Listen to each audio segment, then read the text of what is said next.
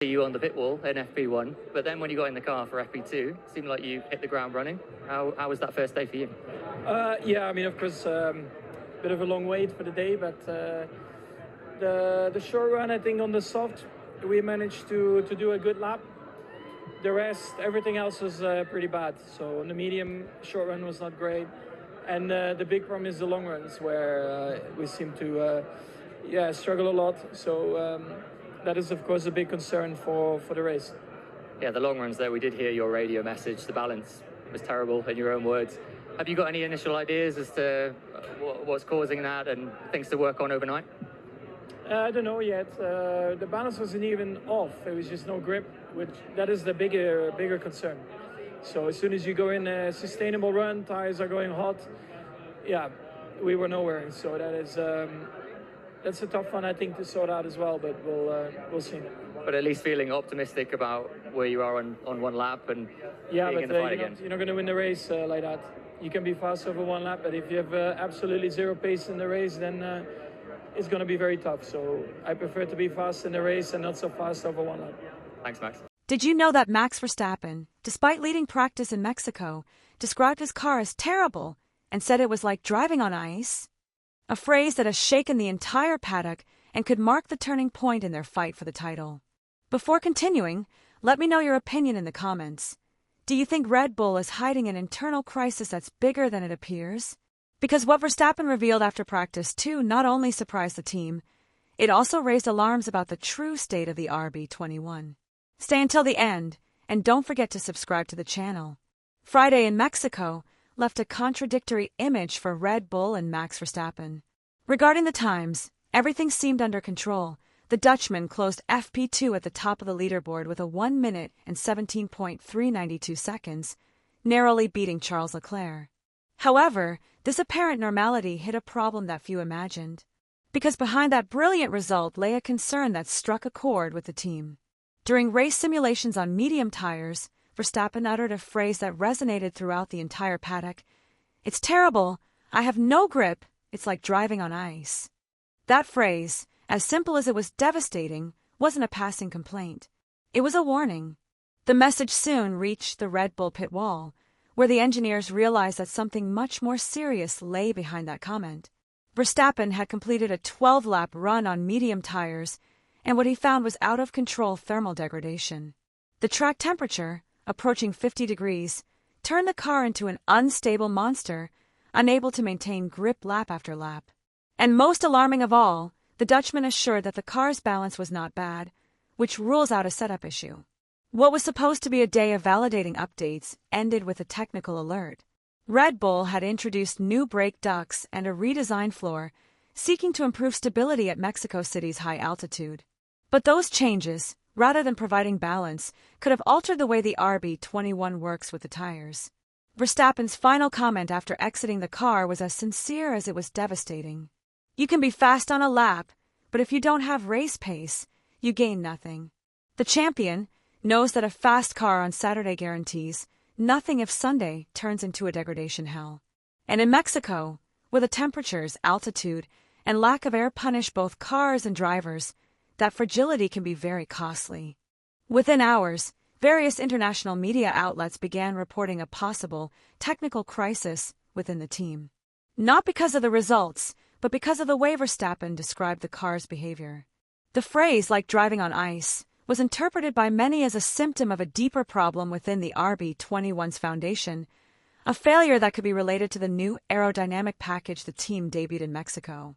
Most intriguing is that Helmut Marko, Red Bull's senior advisor, confirmed in his own statement that the incident was not an isolated incident.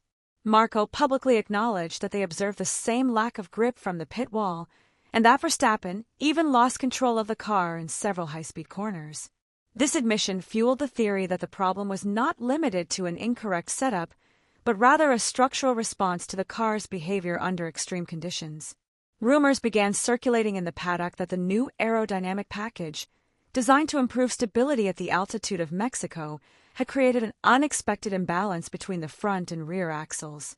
If this is true, Red Bull could have sacrificed thermal stability for straight-line speed, a risk that in Mexico could be paid for with a complete loss of race pace.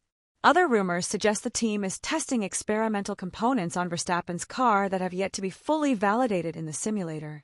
Rival engineers, observing images of a car covered in Flovis paint during FP2, claimed the Dutchman was collecting data to correlate on-track results with those in the wind tunnel, something unusual this late in the season. This raised speculation about a possible internal disagreement between Red Bull simulation and aerodynamics departments. According to several paddock sources, the new updates could have been developed under a misinterpretation of low-pressure data, which would explain why the car behaves so unpredictably at high altitudes. Adding to all this is the situation with the team's second car. Yuki Tsunoda finished FP2 in 7th place, less than half a second behind Verstappen, but it hasn't been confirmed whether the Japanese driver used the same aerodynamic specifications. Some reports indicate that his car doesn't yet feature the full new package, which would explain the difference in handling between the two drivers.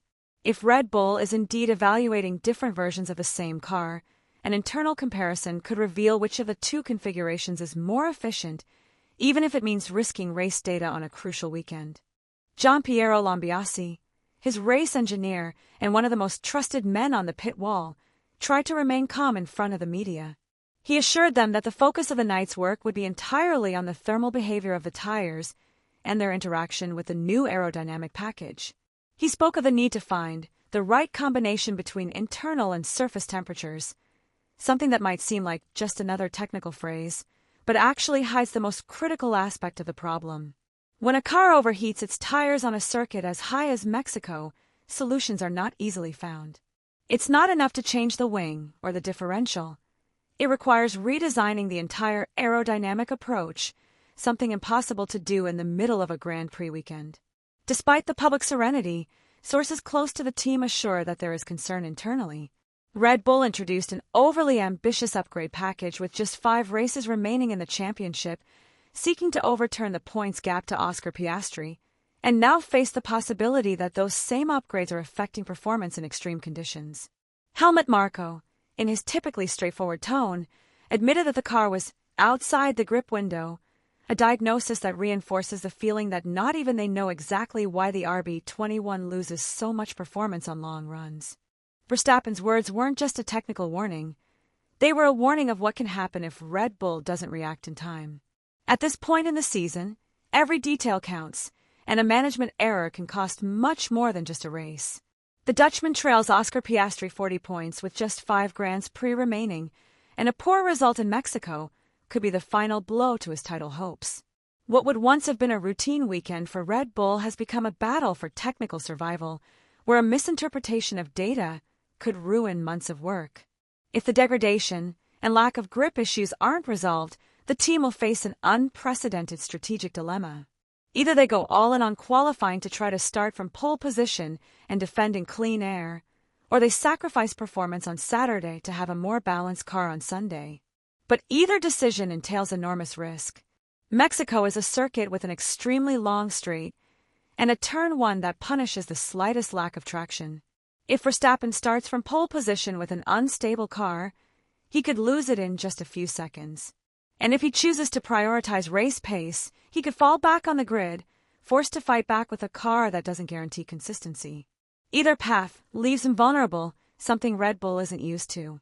The engineers developing the new update package are under pressure, knowing that every piece of data they provide could be key to reversing or worsening the situation. If the aerodynamic package proves to be the culprit, Red Bull will be forced to backtrack on its development, which would be a public and costly admission of error. In such a tight season, losing a weekend due to internal issues could mean losing the championship. The next few hours will be decisive for Red Bull and Max Verstappen. The team faces a night of racing against time in which they must find a real solution to the degradation issues that have turned a promising Friday into an unexpected nightmare.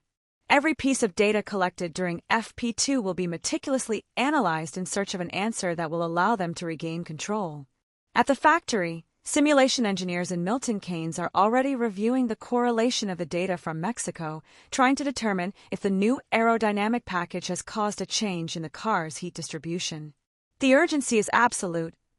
Any adjustments must be implemented before FP3, as that will be the last opportunity to validate the changes before qualifying. Saturday's third free practice session will become a technical test for the team. If Verstappen can maintain a consistent pace over long runs, it will mean they have found a temporary solution. But if the problem persists, Red Bull will have to make a difficult decision: configure the car exclusively for qualifying and take the risk in the race, or compromise performance on one lap in exchange for stability on Sunday. The RB21 isn't suffering from a lack of speed, but from an inability to maintain the ideal temperature. And that doesn't depend solely on the driver. If the car fails to stabilize grip on the medium and hard compounds, no amount of talent will be able to compensate during the race. Therefore, the role of Giampiero Lambiase and Laurent Mekies will be crucial. Both will lead the most important technical meeting of the weekend, where they must define the strategy that could decide the fate of the championship. The priority is clear: stabilize the thermal behavior of the tires without compromising aerodynamic balance. If they achieve this balance, Red Bull can aim for victory and keep the title fight alive. Red Bull has gone from absolute confidence to contained concern. The team knows that Verstappen's words are not an exaggeration, but a direct warning. Tire degradation and a lack of thermal balance are symptoms of a structural problem that could be repeated not only in Mexico, but also at the remaining circuits. Every kilometer in these conditions puts more pressure on the technical department and leaves less room for error. And now the question is open to you. After hearing Verstappen's harsh confession and the confusion within Red Bull, do you think they will manage to resolve this crisis in time? Or are we seeing the beginning of the end of an era that seemed unbeatable? Leave me your opinion in the comments, and don't forget to subscribe to the channel.